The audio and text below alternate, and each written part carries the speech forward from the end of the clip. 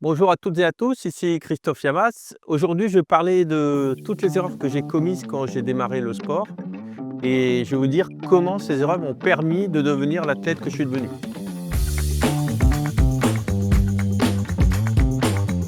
L'erreur numéro 1, c'est de ne pas faire de jours de repos. Et là, je ne parle pas d'un jour off entraînement, je parle d'un vrai jour de repos, un samedi ou un dimanche où on ne travaille pas et où on ne s'entraîne pas, de façon à bien récupérer mentalement et physiquement. Et aussi, c'est l'occasion d'être avec sa famille et de tout concilier. Ne pas se reposer a fait que j'étais en surentraînement et j'étais souvent fatigué et mentalement, j'étais aussi épuisé. Aujourd'hui, je dis à mes athlètes que le jour de repos n'est pas une perte de temps. C'est grâce à ce moment que leur corps se régénère et qu'ils peuvent performer encore mieux par la suite.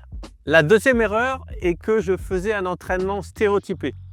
En effet, je m'entraînais en haut volume et je faisais uniquement de l'endurance. Et donc, je pensais qu'en faisant énormément de volume, j'allais beaucoup progresser. Mais en fait, j'étais très fatigué et je n'avais pas assez de VO2 max. La leçon que j'en ai tirée, c'est qu'un bon entraînement peut être la moitié du temps de ce que je faisais, mais avec 3 allures, donc du VO2 max, du seuil et de l'endurance.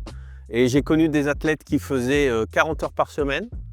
Et après, j'en ai connu d'autres qui avaient 20 heures par semaine, sont devenus champions du monde et avaient le record du décathlon. La troisième et dernière erreur est de ne pas prendre un entraîneur natation. En effet, je vois énormément de débutants qui nagent avec le pool boy sans s'arrêter, qui accumulent des kilomètres et qui ont une très mauvaise technique.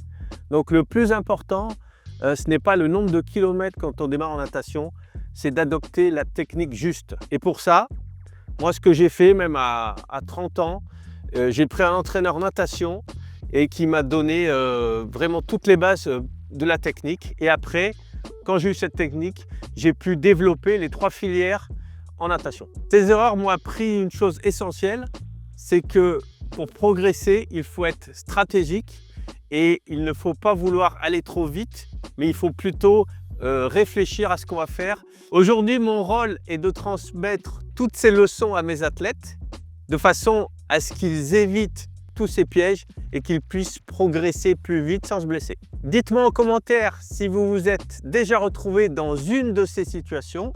Abonnez-vous si ce n'est pas encore fait et à très vite.